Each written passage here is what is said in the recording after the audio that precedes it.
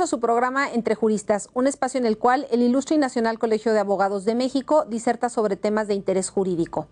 Hoy vamos a platicar sobre la prevención del lavado de dinero en México, para lo cual nos acompañan la licenciada Graciela Pompa García, coordinadora de la Comisión de Prevención del Lavado de Dinero del Ilustre y Nacional Colegio de Abogados y socia de BGPG Consultores. Bienvenida, Graciela. Gracias, María, por el espacio. Gracias a ti.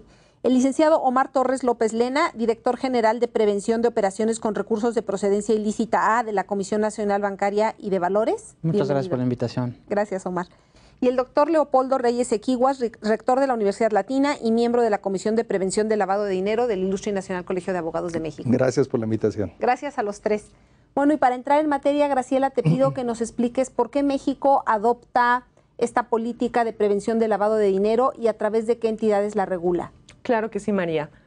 México es parte de Gafi. Gafi es el Grupo de Acción Financiera Internacional, que es un ente intergubernamental que se crea en una reunión, en una cumbre del G7, y que tiene como finalidad marcar las directrices a los países que son miembros para combatir el lavado de dinero y el financiamiento al terrorismo. México se incorpora a Gafi en el año 2000 y a partir de ahí es cuando tenemos que empezar a cambiar nuestro esquema tanto legal como de los organismos que van a participar en esta lucha. Y les piden a los países regular esto porque son actividades que vulneran a la comunidad internacional. Así es. Todo esto empieza con 40 recomendaciones que marcan la pauta. Sí. En estas 40 recomendaciones les piden a los países que son miembros que no nada más deben de estar enfocados a las entidades financieras, que existe un sector vulnerable, lo que son las llamadas actividades vulnerables, donde también tenemos que enfocarnos y donde también tenemos que visualizar y prevenir a través de estas instituciones. ¿Cuáles van a ser estos organismos en México que se van a encargar de lo anterior? Por un lado tenemos a la Comisión Nacional Bancaria y de Valores, que es la encargada de regular, por Omar. Muy bien representada, Gracias. que es la encargada de regular a las entidades financieras, pero teníamos a las actividades vulnerables. Entonces la Secretaría de Hacienda y Crédito Público, que fue la que estuvo en esas negociaciones, que fue la que implementó todo el plan de acción que nos marcaban, designó a la Secretaría, al Servicio de Administración Tributaria, para que fuera el órgano encargado, y al mismo tiempo se creó la UIF, que es la Unidad de Inteligencia Financiera. Se crea por recomendación expresa de Gafi, y a través de estos 4 organismos, perdón, me está faltando la PGR, la PGR porque se puede encuadrar en un tema penal. A partir de, o a través de estos 4 organismos... ¿Y en la PGR que se crea una unidad dedicada a ello? Se crea una unidad también especializada en temas de delitos financieros y de prevención del lavado de dinero. Son esos 4 como organismos. Parte del cumplimiento de esta normativa. Todo directamente de recomendaciones de Gafi. Gafi evalúa a los países que son miembros. Entonces vinieron a evaluarnos y dijeron, México, no has cumplido, ¿qué pasa? Y lamentablemente, y este es uno de los temas que más nos acongoja, seguimos sin cumplir a cabalidad. Hemos avanzado, pero no me voy a adelantar, pero este es el antecedente de la materia. Ya. Entonces, lo adoptamos para cumplir con parte de esta normativa por este grupo al que pertenecemos. Así es, por recomendaciones internacionales expresamente. Ah, ya, entiendo. Leopoldo, ¿qué ocurre con la legislación en la materia? ¿Hay una ley especializada para lo anterior? Así es, correcto, María. Mira, precisamente como lo decía Graciela, derivado de estas recomendaciones, uno de los puntos más álgidos que se detectó en México es que no teníamos legislación ad hoc precisamente para regular este tipo de actividades. Ya en el sector financiero, de tiempo atrás, se venían estableciendo normativas, controles, leyes que establecían de alguna manera parámetros de prevención. ¿Pero como artículos aislados dentro de códigos? No. La legislación financiera ya tenía de alguna manera previsto mecanismos de prevención para el sector financiero. Pero cuando hablamos de actividades vulnerables, estamos hablando de actividades no financieras. Es lo que dice Graciela, que es mucho más amplio que eso. Es correcto. ¿Por qué? Porque a final de cuentas, antes de llegar a la ventanilla de cualquier banco a depositar el dinero, pues muchos de los esquemas de lavado de dinero adoptaron plataformas corporativas para simular negocios legítimos y llegar y presentarse a la ventanilla bancaria no como Juan Pérez, sino como el corporativo XS, claro, para dar esa apariencia de legitimación. Claro. En ese sentido, bueno, pues evidentemente lo que nos observó Gafi es que, oye, ¿qué estás haciendo para establecer filtros previos a la llegada del recurso, claro, financiero como que nada más al estás sistema? filtrando la última parte. Es correcto, ¿no? Si alguien llega como empresa y te hace un depósito cuantioso en efectivo, bueno, pues de entrada al parecer no tiene problema porque viene de un negocio comercial, de una infraestructura corporativa que ha cumplido con normatividades, que está inscrita en el Registro Federal de Contribuyentes de Hacienda, etcétera, etcétera. Entonces es más difícil detectar si se trata de una operación legítima o es todo una pantalla corporativa para suponer que hay una empresa, pero que si tú quitas el velo corporativo, pues no hay empresa. Claro, y que además en teoría no le corresponde al sistema financiero detectar eso, ¿no? No tendría la capacidad ni tiene las facultades para ello, ¿no? Entonces, bueno, derivado de esas situaciones, se crea la Ley Federal para la Prevención e Identificación de Operaciones con Recursos de Procedencia Ilícita. ¿Qué data de cuándo? Data del año 2013, se publica en el 2013, es muy reciente. Muy reciente. Pero tiene una vacatio legis por ahí de 9 meses y más unos 2 meses que tardó un poquito en salir el reglamento y las reglas generales. En términos muy concretos, en septiembre del 2014 inicia la obligatoriedad para todo este sector no financiero que tiene que informar a través de la página electrónica del SAT acerca del tipo de operaciones que realiza. Obviamente, el corazón de la obligación es, número 1, la identificación de tus clientes, es decir, con quién estás celebrando operaciones, la forma en cómo te están haciendo el pago de tus operaciones, si es en efectivo, si es por transferencia, si es en especie, con metales preciosos, etcétera. Entra ahí toda la parte fiscal y por eso ahora las facturas llevan tantos requisitos. No es precisamente un tema fiscal, o sea, esta ley no tiene nada que ver con la parte fiscal, pero sirve para atemperar de alguna manera al momento de hacer confrontas con bases fiscales.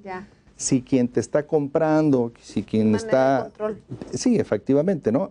Si quien te está comprando, si quien está cerrando contigo la operación, tiene desde la perspectiva fiscal la capacidad y la idoneidad económica de hacer esa operación. Claro. ¿De acuerdo? Entonces, bueno, y aunado a esto, se establecen una serie de umbrales o de límites a través de los cuales se establece quiénes serán reportables y quiénes no serán reportables en cada una de las operaciones. El artículo del monto, del tipo de mercancía. Es correcto, principalmente del tipo de actividad. Porque el artículo 17 de esta ley que te estoy comentando trae una serie de descripciones respecto de qué actividades van a ser consideradas vulnerables para efectos de la ley y quiénes estarán sujetos obligados a la norma, ¿no? Entonces, por ejemplo, por decirte algunos rubros, agencias de automóviles, casas de empeño, constructoras, inmobiliarias, joyerías, empresas que se dedican a la distribución y venta de arte en general, etcétera, ¿no? Artículos de lujo podríamos llamarlos. Pues no necesariamente, ¿no? Sí son suntuosos en el caso de la galería de arte y en el caso de las joyerías, pero fuera de ahí probablemente el tema de blindaje, ¿no? De automóviles o de inmuebles, pero fuera de ahí, pues digo, hay automóviles hoy con gama media, que no son estrictamente de lujo, y sin embargo ya son reportables para efectos de la operación, ¿no? Entonces, bueno, en ese sentido, desde el 2014 para acá, se supone que todas estas empresas que se dedican a este tipo de actividades tendrían ya, número 1, que haberse empadronado, y número 2, que empezar a realizar de manera permanente los avisos correspondientes, ¿no? Cada vez que se realiza una operación. Cada vez que se rebasa cierto umbral que establece la propia norma, es cuando te lleva. Pero fíjate que la pregunta es interesante porque hay dos parámetros, digámoslo. Hay un parámetro donde te dice, a ver, si rebasa de este umbral, tienes la obligación de identificarlo, aunque no lo reportes. Lo tienes que identificar, le tienes que pedir, pues, credencial de lector, pasaporte o documento oficial, comprobante de domicilio, un cuestionario muy concreto en donde va enfocado a saber si él es el que por mutuo propio está haciendo uso de sus propios recursos o está representando a un tercero que se le conoce en la jerga de la propia legislación como el beneficiario controlador. Y además, pues, ¿cuál es el origen del recurso, no?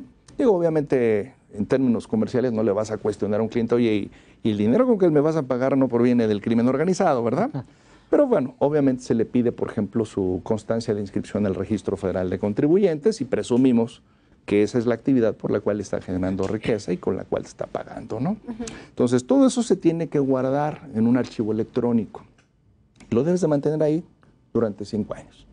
Por si en algún momento, en alguna Como investigación... la contabilidad. Exactamente. Sí, claro. Si en algún momento la autoridad, ya sea la Unidad de Inteligencia Financiera, la Unidad de Análisis Financiero de la Fiscalía General de la República, la propia Secretaría de Hacienda, te llegase a requerir información, debes de tenerla para poderla proporcionar, ¿no? Ya. Y el otro parámetro es, ok, ya lo identificaste, pero no llegó a exceder el umbral para que lo notifiques o lo reportes. Entonces, nada más te quedas ahí con su expediente de identificación y se acabó. Pero rebasa el umbral de identificación, rebasa el umbral de reporte, entonces no solamente tienes que hacer lo primero que te acabo de comentar, sino además tienes que mandar el reporte electrónico a través del portal que administra el Servicio de Administración Tributaria. Es decir, no solamente conservar los 5 años, sino reportarlos. Es correcto. Ya. Y digo, finalmente, si nos vamos a la historia, ¿no?, de cómo ha sido regulado el delito de lavado de dinero en México, hoy se encuentra en el 400 bis del Código Penal, pero muchos años estuvo en el Código Fiscal de la Federación. Se confundía mucho con los delitos fiscales, ¿no?, cuando en realidad no lo es. Sí, sí. Por ahí de los 90 fue cuando se hizo el ajuste, se mandó al Código Penal, pero pues las investigaciones criminales no caminaban y no se lograban sentencias condenatorias, básicamente porque el principal insumo de las investigaciones no se tenía. ¿Cuál es ese insumo? Pues la información, el dato duro. Claro. ¿Quién eres? ¿Con quién operas? ¿Cuáles son tus redes comerciales? ¿De dónde viene tu dinero? ¿Hacia dónde va? ¿En qué cuentas? Etcétera. Estos avisos que hoy se generan le dan ese insumo a las autoridades para ahora sí tener con qué hacer una investigación. Esto sí es fundamental porque... Claro, ¿con qué trabajo? Digo, si tú atiendes a la naturaleza del delito, es el ocultamiento de las operaciones ilícitas a través de una simulación de operaciones legítimas, con lo cual a ti te ponen una barrera, ¿no?, corporativa, donde te ponen a 50 empresas que dan la cara diciendo, sí existimos, somos reales, aquí estamos, socios, cuentas de cheques, pagos de impuestos, etcétera. Son las llamadas empresas fantasma. Es correcto. Y atrás de eso está la verdadera, ¿sí?, situación jurídica, que es la generación de riqueza ilegítima, ilícita. Pero es muy complicado poderlo saber si tú no tienes más elementos para la investigación. De ahí que las pocas tesis hoy que existen en el Poder Judicial señalan, en el caso del lavado de dinero, que pues no está la autoridad obligada a demostrar la comisión de un X delito que generó el recurso. Basta con que a quien le estén haciendo la imputación no acredite o no pueda demostrar de dónde tomó o surgió el dinero. Entonces la carga de la prueba es para el imputado. Prácticamente. Claro. Prácticamente. Porque de otra forma sería muy difícil que la carga de la prueba le correspondiera a la autoridad. A la autoridad, como lo hace. Así es. Claro que con estas nuevas obligaciones y esquemas será más fácil, porque ahora sí la autoridad tendrá acceso a mucha más información para armar sus casos, ¿no? Ya. Muchas gracias. Nada de qué a ti. Omar, ¿cuál es el papel de la Comisión Nacional Bancaria y de Valores y cuáles son los cambios más significativos en las normas financieras en materia de prevención del lavado de dinero para los siguientes meses, para lo que viene?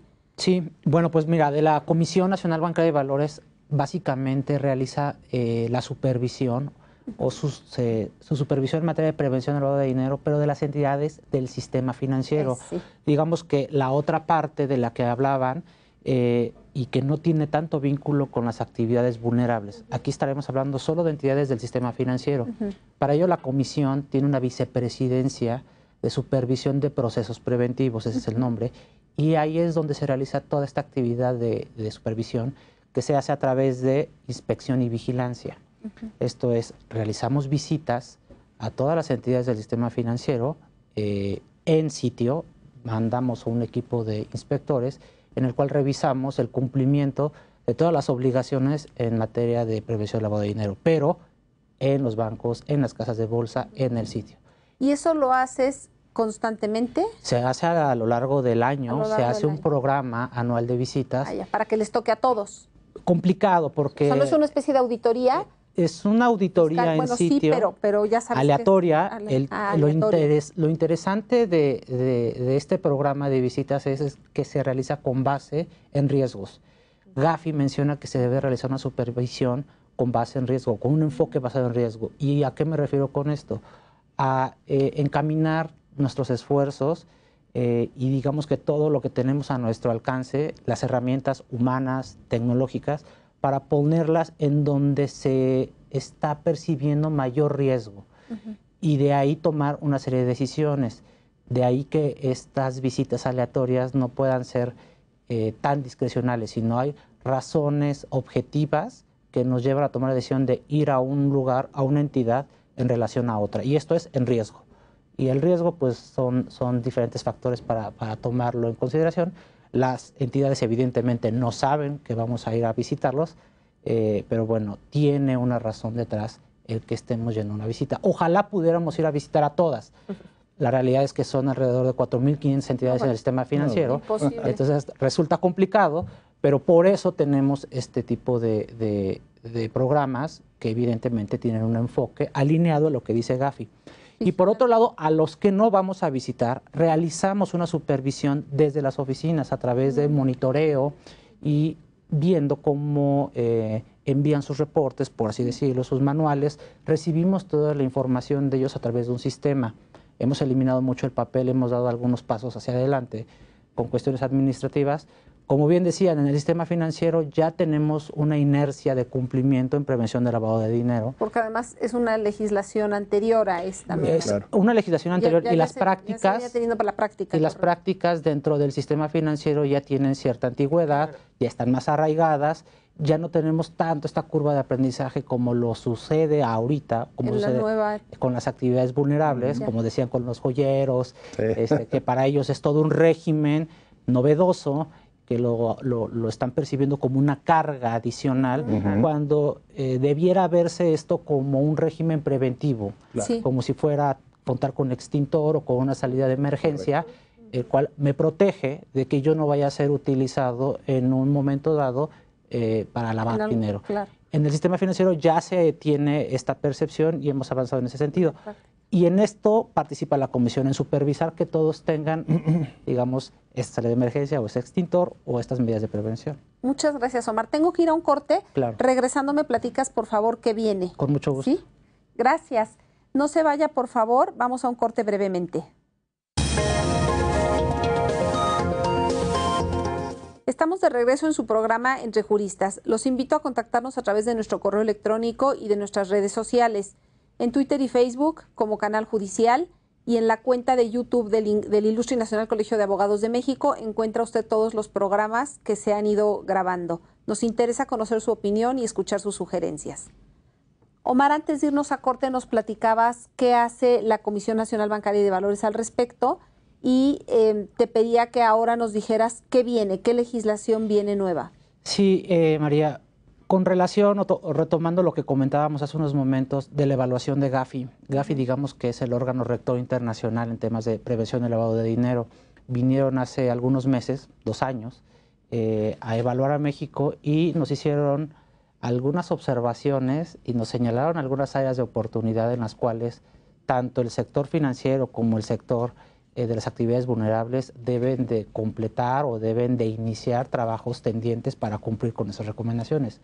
Por lo que hace el sistema financiero, atendiendo a estas recomendaciones que nos realizaron y observaciones en la evaluación, es que se están haciendo cambios normativos para que de ahí podamos tener las herramientas de supervisar a las entidades del sistema financiero. Digamos que con estos cambios que recientemente se han publicado para todos los sectores, casas de bolsa, centros cambiarios, transmisores de dinero, sociedades financieras de ahorro y préstamo, todas ellas han sufrido algunos cambios en su estructura de PLD que deben de reforzar algunas cuestiones que no tenían tan arraigadas, digamos, y también se están creando otras nuevas obligaciones en donde hemos detectado algunas vulnerabilidades derivadas de tipologías. Entonces, Estos cambios nos ayudan mucho a atender estas recomendaciones de Gafi y sobre todo a reforzar el sistema financiero.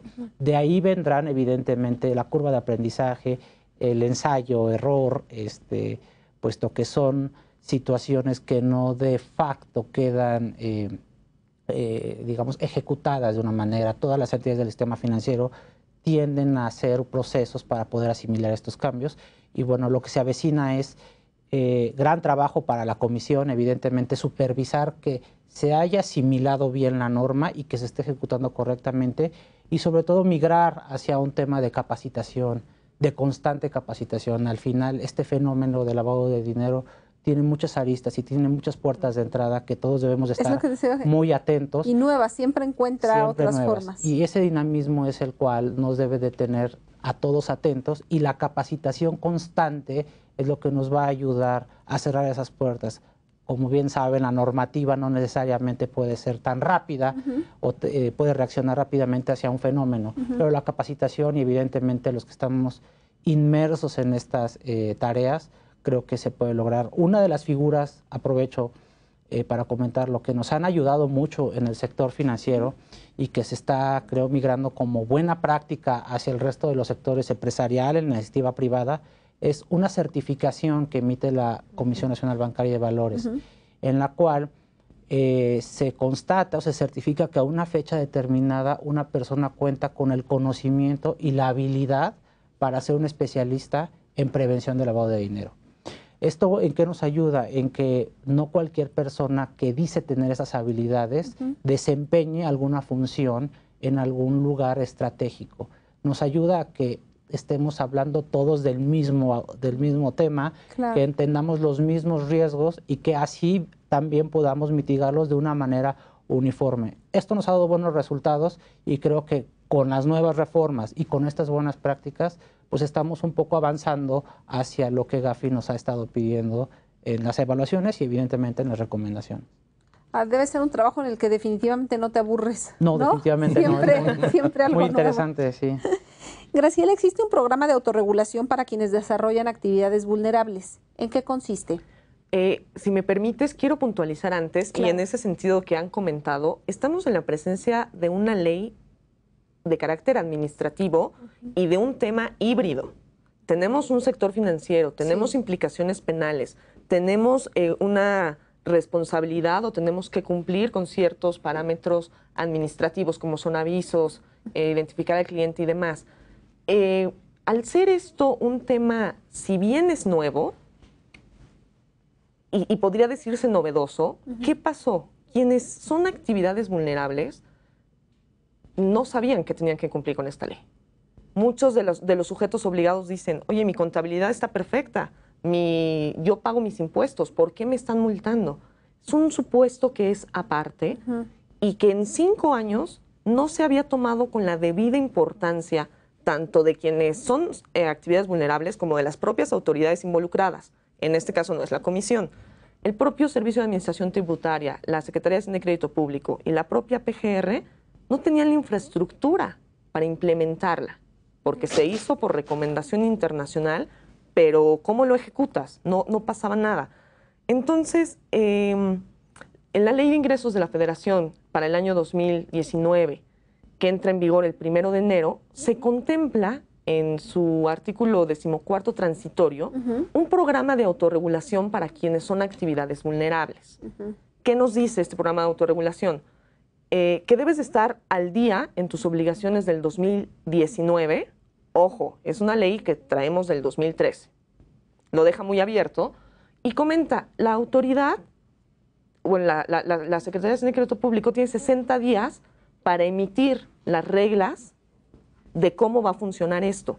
Porque para que puedas autorregularte, debes de pedir una autorización al SAT. A la fecha, María, y ya pasaron los 60 días, nadie. No lo sabemos. Entonces es un tema que está latente porque de pronto todos los que son actividades vulnerables tienen una oportunidad. Yo estoy segura que muchos de los contribuyentes que están inmersos en esto no actúan con dolo. No, claro. Quien realmente no incumplen con intención, sino que no lo saben.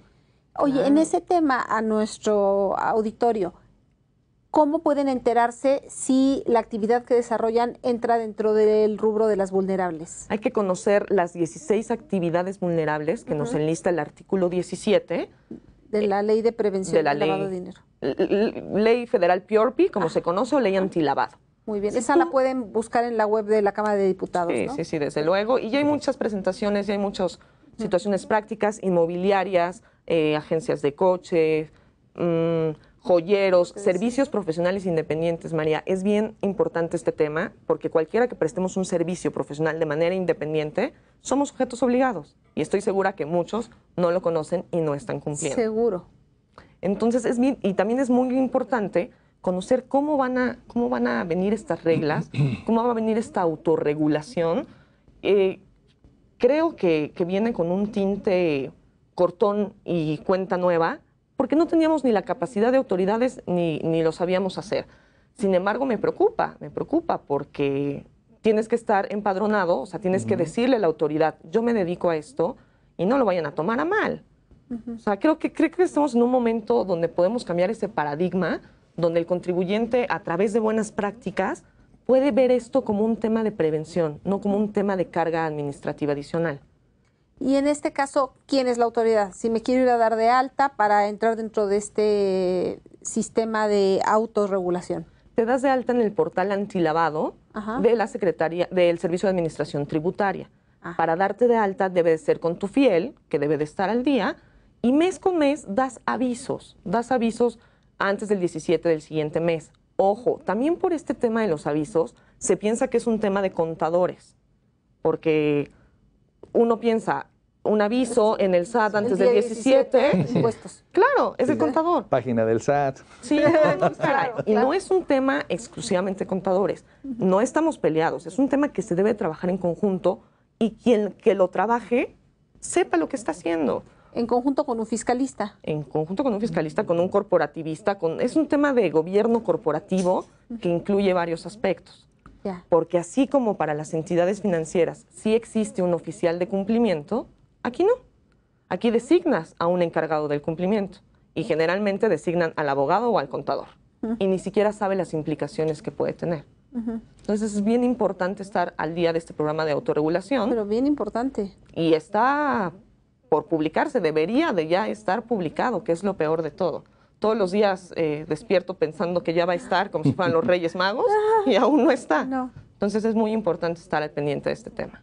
Sí, sí, pues para que las empresas se puedan poner al día. Claro, claro, porque las multas que representa esto son millonarias.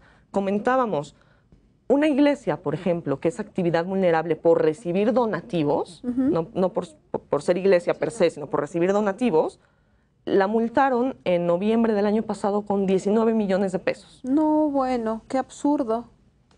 Entonces, ¿cómo va a empezar? Y lo podría a haber funcionar? evitado si hubiera estado reportando recibí, o cómo era la manera de que evitara semejante multa. Claro.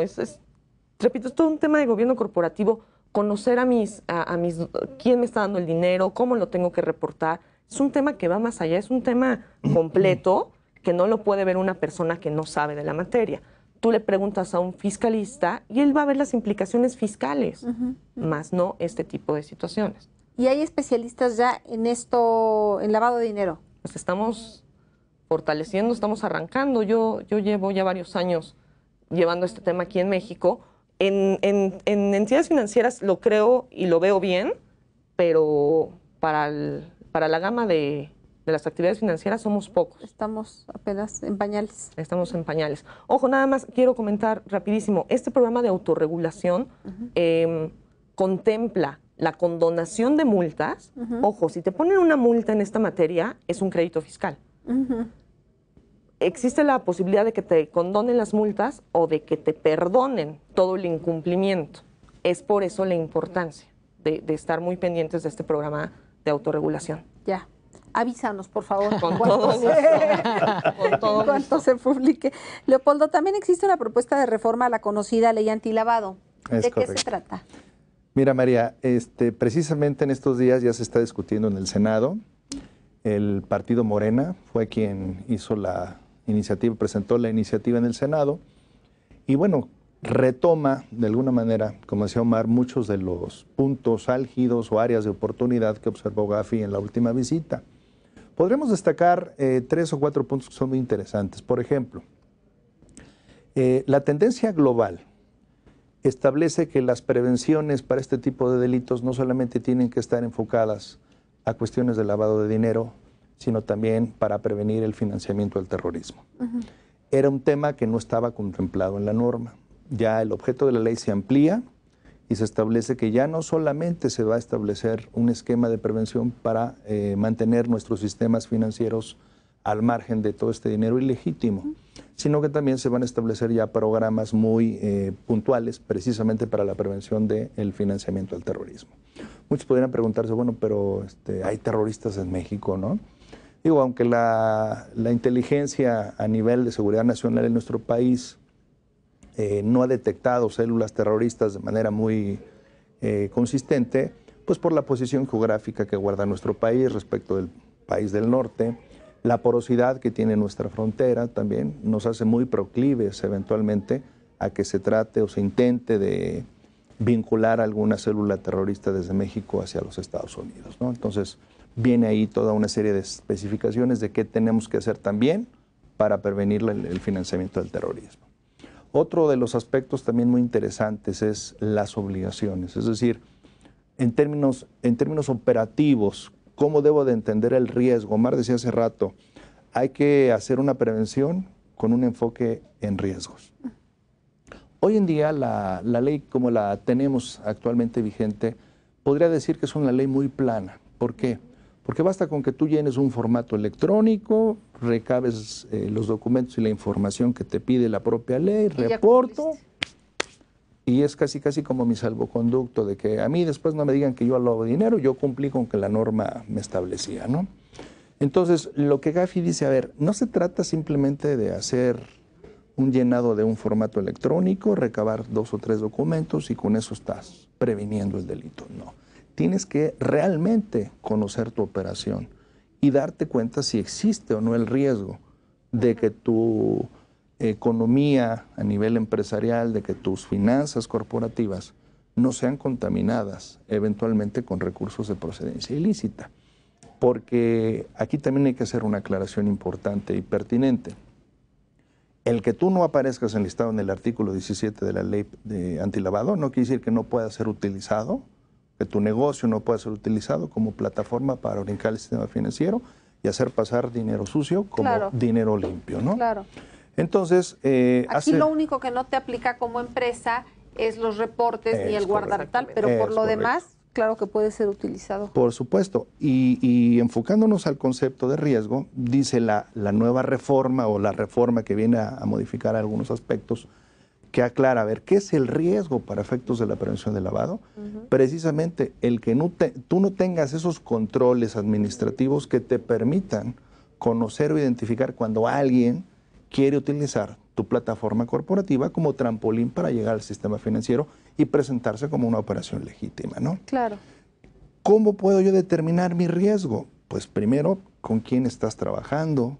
¿Quiénes son tus principales proveedores? ¿Quiénes son tus principales clientes? ¿Qué giro o actividad estás manejando, no? ¿Cuánto les facturas? Un parámetro, por ejemplo, un parámetro que te sirve no solamente a las vulnerables, sino también al sistema financiero, para ver el grado o nivel de riesgo que tiene un negocio o una entidad económica es ¿qué tanto efectivo manejas en tu empresa?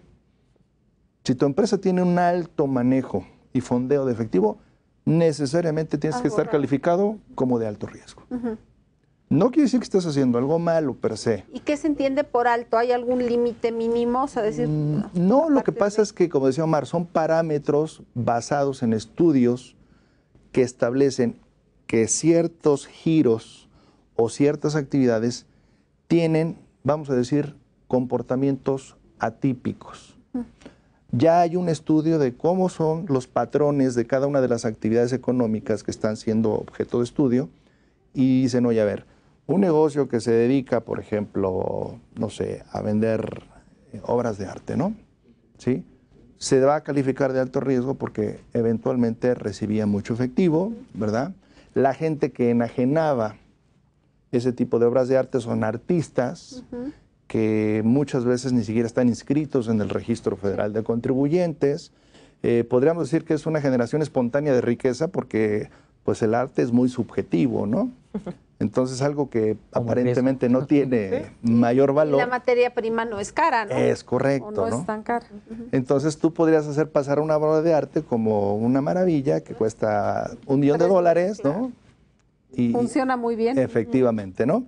Entonces hay que hacer el análisis empresa por empresa, giro por giro, y ahí es donde viene una de las obligaciones. Ahora, si pasa esta reforma, como seguramente va a pasar, la nueva obligación es que cada empresa, cada actividad vulnerable tendrá que hacer su análisis de riesgo. Sí. Tendrá que generar un estudio per se donde se autocalifique y diga yo soy de riesgo bajo, riesgo medio o riesgo alto. Pero no solamente eso, tiene que venir un externo y certificar que y validar. Sí, claro, porque yo me puedo decir yo soy bajísimo, riesgo bajo, Claro. ni debería de aparecer en el 17, ¿no? Pero eventualmente pues, te tiene que validar un tercero con objetividad para que califique si efectivamente eres de riesgo bajo, ¿no? Perdóname, tengo que ir a un corte, Sí, claro. te interrumpo y ya regresándonos ¿Cómo sigues no? exponiendo la idea. Claro. No se vaya, volvemos ya.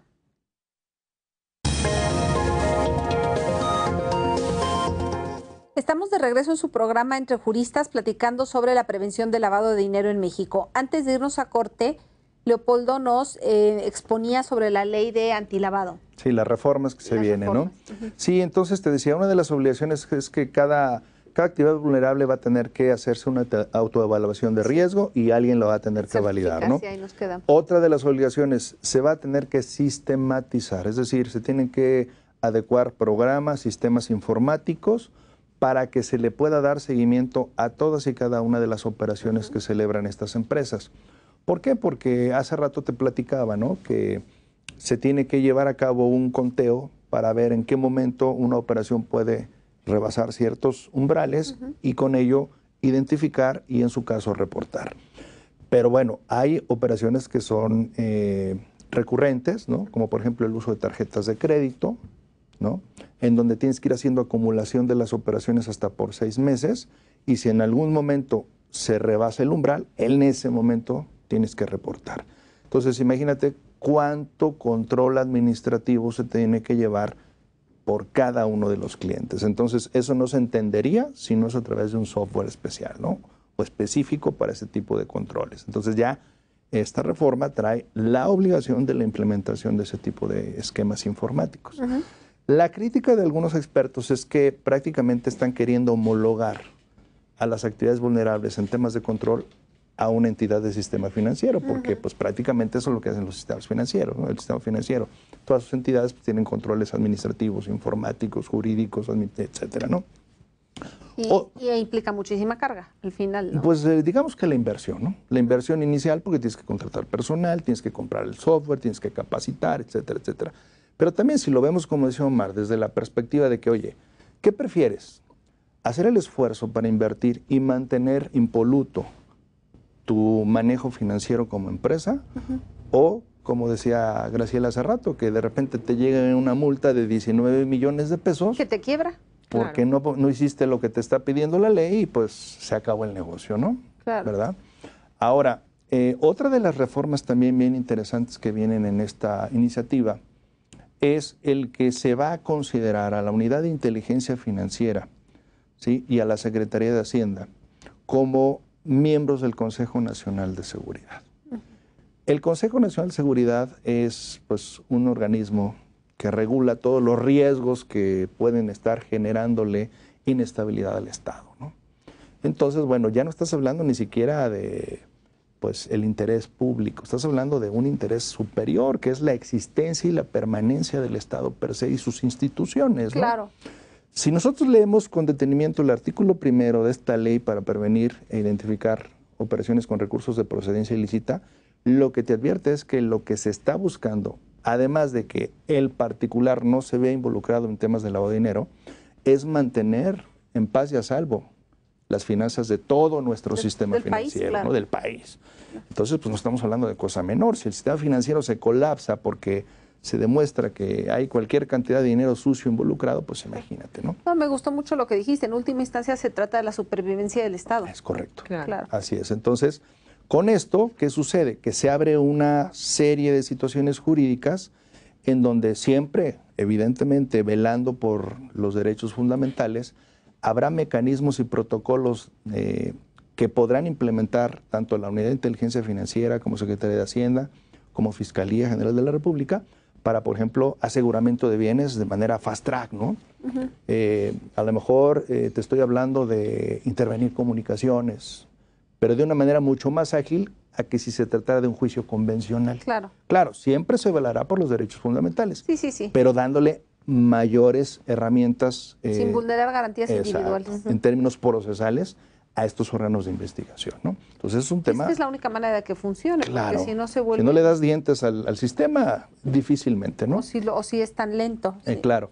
Y otra reforma que también ahí sí quiero decir que es un tanto cuanto preocupante, porque sí puede llegar a vulnerar derechos fundamentales, es una facultad discrecional que se le está dejando a la Secretaría de Hacienda para ordenar de facto la suspensión de actividades de los negocios o de los comercios donde se presuma que hay un riesgo para el lavado de dinero o financiamiento del terrorismo.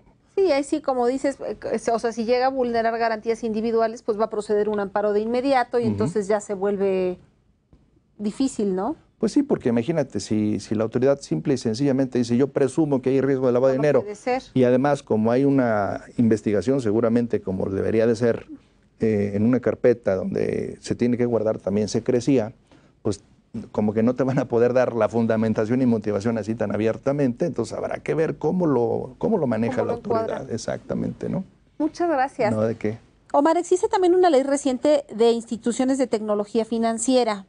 ¿Qué retos consideras que trae consigo? Hijo, interesante el tema, bastante interesante.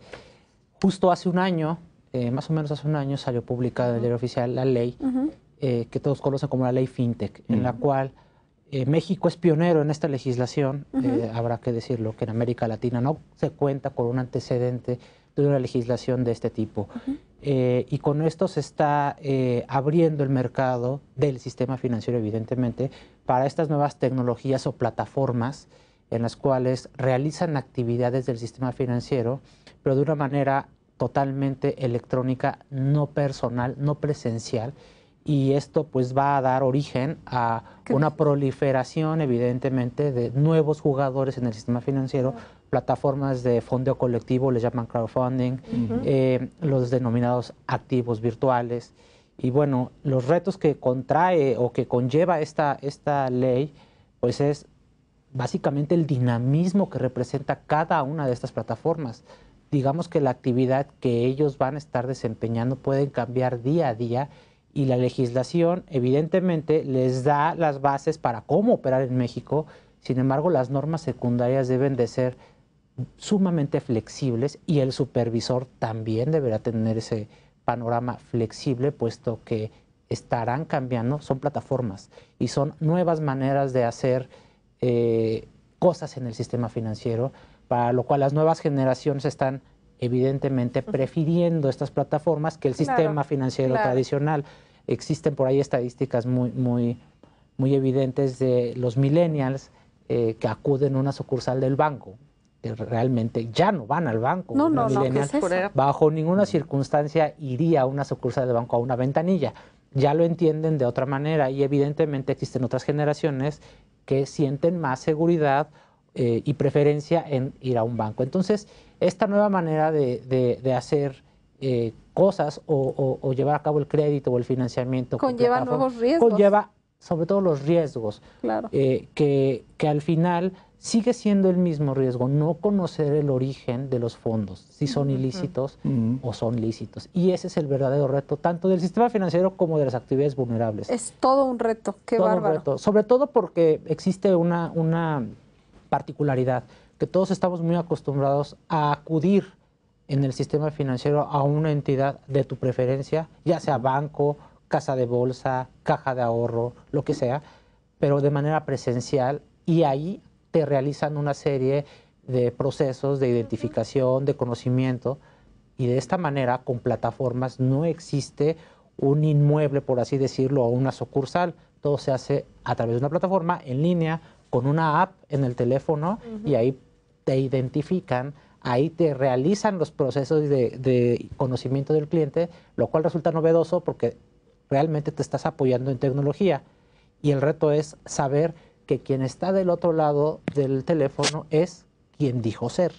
Claro. Ese es el desafío que tenemos. Y ver cómo se pueden identificar, ¿no? Es correcto. Justo esa norma secundaria es la que debe de ser lo suficientemente flexible para poder entender que pueden salir nuevas herramientas para identificar a alguien a través de huella, Claro. Vaya, se Bueno, van... hasta creo que del se van desarrollando. Y que te entorpezca también la actividad financiera, ¿no? Pero tienes que tener una suficiente, un criterio amplio que la norma te dé para eso, para poder permitir este florecimiento de nuevas herramientas para poder identificar. Creo yo que vamos a ir hacia ese camino. Ojalá. Sin embargo, los riesgos que conllevan esto son distintos y hay que entenderlos. Como retomando un poquito lo que estaban hablando ahorita de los riesgos, quizá el tema no es saberse de riesgo alto o de muy alto, sino el problema realmente sería no saber que tengo un riesgo, el desconocerlo. Entonces, no puedes prevenir algo que no conoces. Claro. Tendríamos que conocer el riesgo al que estamos expuestos para poder atacarlo de una u otra manera. De entrada, saber si estoy preparado para hacerlo. Si no, a lo mejor me hago 2 pasitos para atrás, reconstruyo mi plataforma y luego entonces ya vuelvo a ofrecerlo. Pero tener conciencia del riesgo al que estoy expuesto. Y esos son los verdaderos retos. Por otro lado, ya hay plataformas que están trabajando, que ya existen en el mercado, que son muy famosas en México y ya incluso en América Latina. Y digamos que llegó la legislación y ahora ellos se tienen que adaptar a esta legislación.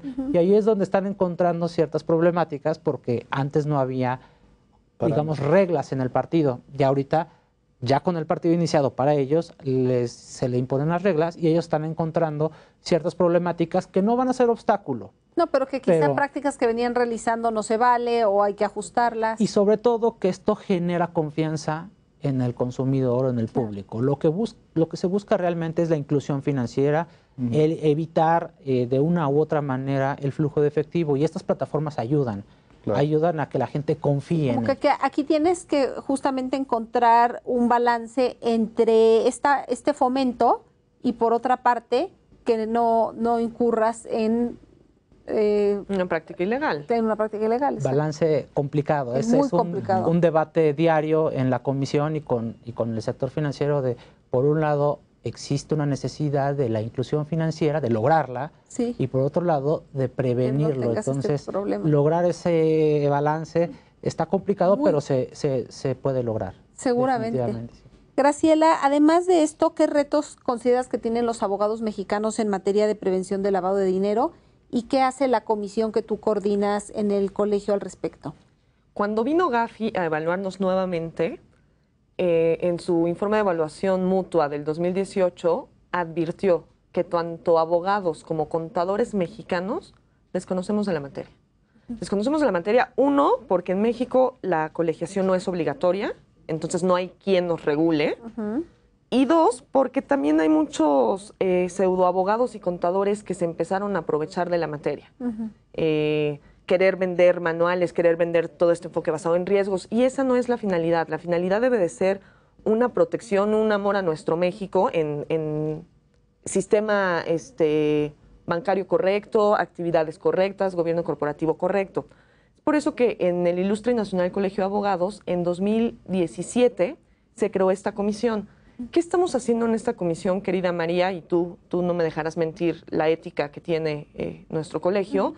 Estamos teniendo actividades tanto con personal de la Comisión Nacional Bancaria de Valores como del Servicio de Administración Tributaria para ir de la mano todos. Muchas veces pasa con las autoridades que ellos crean una plataforma, nos crean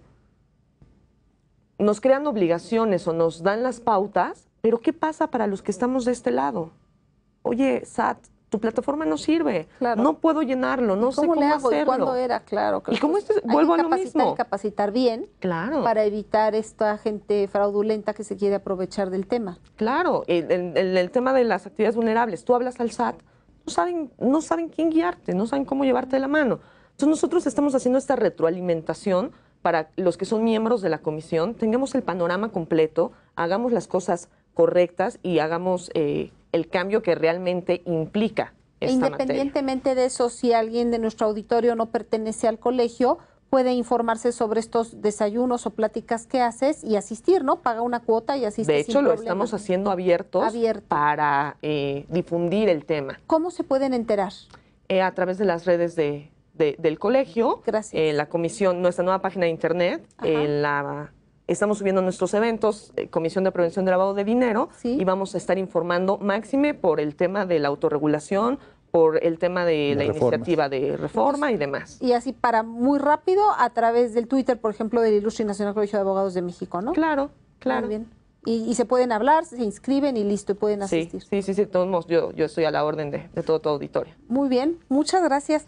Pues les agradezco mucho haber asistido, un tema muy interesante. Gracias. Y ojalá que cuando logren implementar o encontrar este balance nos hagan favor de volvernos a acompañar para platicarnos cómo fue la experiencia. ¿Cómo no? Claro que sí. Gracias por su Gracias, atención. María. No se pierda la siguiente emisión de Entre Juristas.